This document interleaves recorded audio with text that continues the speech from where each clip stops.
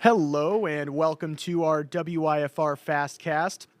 Turning to our top story here this afternoon, Rockford Public Schools could potentially owe money to the state. That's depending on the salary of the next superintendent.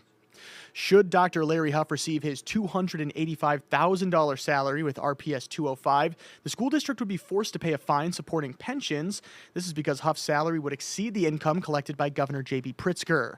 WIFR's Nathaniel Langley reaches out with the Rockford Education Association's president, going over if taxpayers will be impacted by the potential penalty fines.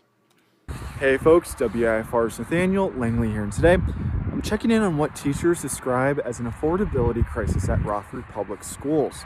They say that they can't afford really the contract they're living with, and this comes as the incoming superintendent can see a salary so high that the district has to pay a penalty on it. Be sure to tune in later today on WIFR and eventually on WIFR.com to learn more. A law set to take effect January 1st will allow employers between 16 to 50 people to take up to 10 days of unpaid leave if they have a newborn in the family neonatal intensive care unit. The law applies to part and full-time workers, and large employers must provide up to 20 days of unpaid leave. If businesses don't follow that law, they could face up to $5,000 in fines. WIFR's Bria Walters reaches out to lawmakers on both sides of the political aisle on the law's impact. Other medical laws set to take effect include preventing employers from disciplining employees for using work devices to document domestic, sexual, or gender violence against them or a family member. According to Capital News Illinois, employers with more than 50 workers must offer up to 8 hours of paid leave per month for employees who participate in military funeral honors.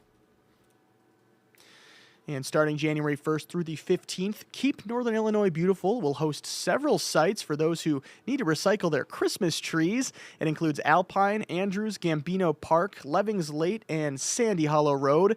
KNIB will then turn the trees into free mulch for residents, which can be picked up at 523 South Central Road in Rockford. We are nearing the end of our WIFR viewer tree collection, and we want some more names of anyone you know who's currently serving in the military. We have nearly 200 names on the tree from those who serve in the Army, Navy, Coast Guard, Air Force, and Marines. And if you're interested in sending those names, email us at viewertree@wifr.com, and we'll tie their names onto the tree. And of course, we've been on a little bit of a winter weather roller coaster here. So we've got some unseasonably warm temperatures here, but that's not going to last for very long. Let's take a look out there at our 10-day forecast. So turning to things now, you can see in the bottom right-hand corner of the screen, we're currently sitting at about 43 degrees. And of course, that does appear to be kind of a little bit chillier than our high for the day. It's going to be about 48 degrees. Of course, taking a look at our Saturday, we're going to be sticking at about 49 and 48 there for our Sunday. But something that we also want to alert you to, we want to alert you to that first alert day that we're going to plan for the second half of Sunday. As you can see there, 48 degrees for a high, but you can see that 60% chance for some precipitation. That means rain and snow, because take a look at that low temperature there, 14 degrees. So earlier in the morning, it's going to be maybe raining a little bit, and then the potential once that temperature drops to make some of that freezing rain and flash freezing as well as we head out onto those roadways. Of course, then coming on top of that is even more snow. So definitely something you're going to want to be knowing about, of course, if you have any plans coming up here Sunday evening. Monday, though, that's where we're going to see a huge temperature drop. 22 degrees for our high. That's a drop of 26 degrees from the day before. Yeah, so certainly seems like Mother Nature's kind of gotten the message that we're into the winter season now. Taking a look at Tuesday, though, warming up ever so slightly to 28 degrees for our high, 29 for our Wednesday, ringing in the new year by cooling things off even more, 23 degrees for our January 1st, and then take a look at Friday.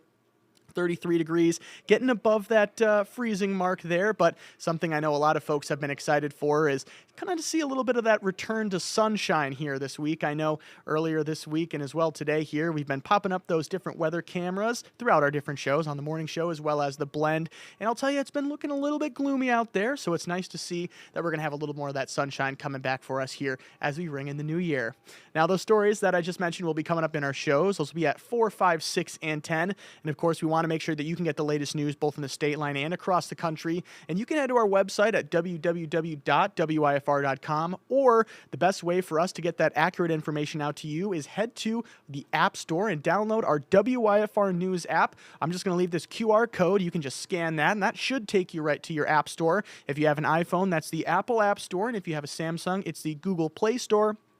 But of course, this isn't the only app that we want you guys to download. We also have our WIFR First Alert Weather app. These are two separate apps. Of course, we want to make sure that we're prioritizing each sort of process for each app. So all you're going to have to do once you download these apps is you're going to have to hit Allow Notifications. And those little things are kind of those alerts that pop up right on your home screen that you just have to tap, and then it'll take you to the latest information or the newest article that we have up on WIFR.com. Thank you so much again for watching, and we'll see you coming up in a couple of hours for our 3:30 FastCast and for WIFR News First to 4 with City Stoffregan. Thanks for watching.